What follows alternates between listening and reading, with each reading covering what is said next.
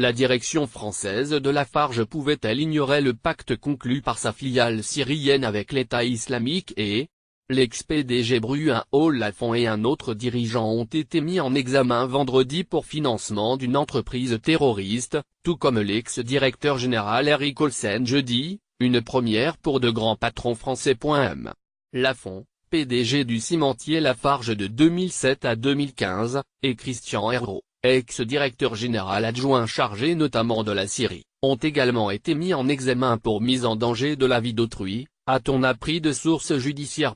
Ils ont été placés sous contrôle judiciaire et devront s'acquitter d'une caution, a ajouté cette source, sans en préciser le montant. Les deux dirigeants avaient été placés en garde à vue mercredi dans les locaux du Service national de douane judiciaire SNDJ avec Erik Olsen. Ce dernier, DRH puis directeur général adjoint du groupe à l'époque des faits, avant de devenir directeur général après la fusion du cimentier français avec le Suisse Holcim en 2015, a été mis en examen jeudi pour les mêmes chefs et également soumis à un contrôle judiciaire. Il devra s'acquitter d'une caution de 200 000 €, a indiqué à l'AFP une source proche du dossier. L'affaire est hors norme. La filiale syrienne Lafarge Cement Syria, LCS de la société est mise en cause pour avoir pactisé avec les entre novembre 2013 et septembre 2014 afin de maintenir son usine de Jalabia nord du pays dans une zone de conflit tenue notamment par l'organisation djihadiste. Elle lui a fait remettre, via un intermédiaire, plus de 500 000 $ et lui a acheté des matières premières, dont du pétrole, en violation d'un embargo de l'Union européenne, selon un rapport rédigé à la demande de Lafarge Holcim par le cabinet américain Baker McKenzie. Lafont régulièrement informé. Les enquêteurs tentent de déterminer si la direction à Paris était au courant de tels agissements. Les contradictions entre les trois responsables sont nombreuses. Christian Herrault, qui a reconnu début 2017 que le groupe avait été victime d'une économie de raquettes, a de nouveau assuré en garde à vue, puis devant les juges vendredi, avoir régulièrement informé Bruin Olafont de la situation, a relaté une source proche du dossier à l'AFP. D'après le rapport Baker McKenzie, l'ex-directeur adjoint opérationnel a aussi affirmé avoir adressé un courriel à M.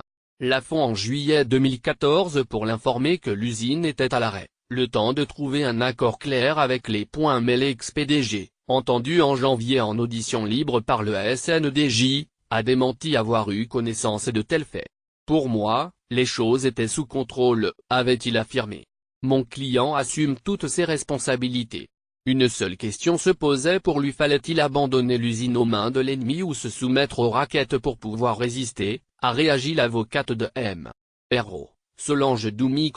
Également sollicité, le conseil de Bruin Olafont n'était pas disponible dans l'immédiat. Il est aussi reproché à Lafarge de ne pas avoir assuré la sécurité de ses employés syriens, restés seuls sur place alors que la direction de l'usine avait quitté la Syrie et que les expatriés avaient été évacués. Outre les trois responsables, 3 cadres de Lafarge, dont 2 ex-directeurs de l'usine, ont été mis en examen dans cette enquête menée au pas de charge par les juges d'instruction. Placés sous contrôle judiciaire, ils rejettent la responsabilité de la poursuite de l'activité de la cimenterie sur la maison mère, d'après une autre source proche du dossier. Quant à Erik Olsen, il a affirmé devant les juges n'avoir cessé d'alerter les dirigeants opérationnels, notamment M.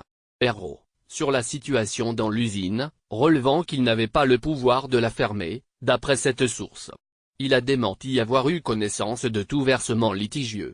Mon client va former un recours contre sa mise en examen et ne souhaite qu'une chose: que toute la lumière soit faite sur cette affaire le plus vite possible, a déclaré à l'AFP son avocat, Pierre Cornu-Gentil. Des organisations non gouvernementales, dont Sherpa, partie civile dans ce dossier, souhaitent aussi que les investigations fassent la lumière sur ce que savaient les autorités françaises de l'époque sur les activités de Lafarge en Syrie,